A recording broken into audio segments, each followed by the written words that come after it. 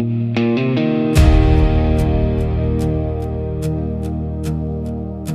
lyne van my lyf is vir jou,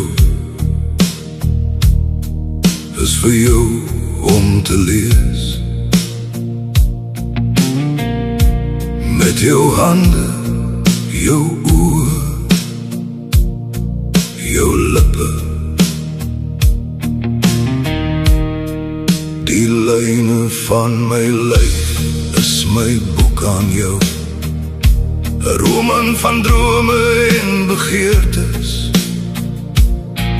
van saamwees en passie, wees en vreugde, in trane en lach.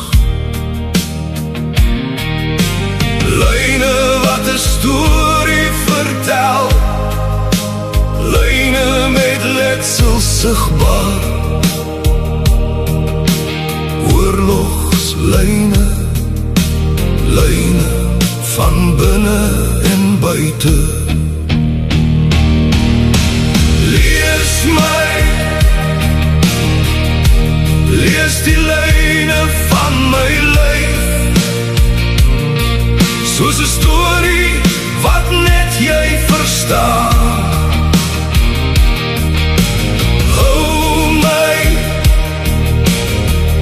in elke merk en elke sny, die liefde wat bly voortbestaan.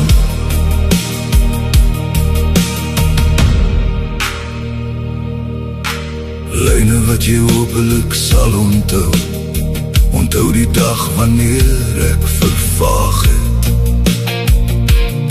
wanneer die lyne van my lyf nie meer sigbaar is nie. En dan lees ek die lyne van jou lyf, lyne van liefde, bekoring. Dis lyne wat ek wil onthou, ingeets in my oor, my hart. Weggeber in sy kamers, vir my om te vind, te lees, te volg. Lees my, lees die lyne van my lyf, soos 'n storie wat net jy verstaan. Hou my in elke merk en elke sny,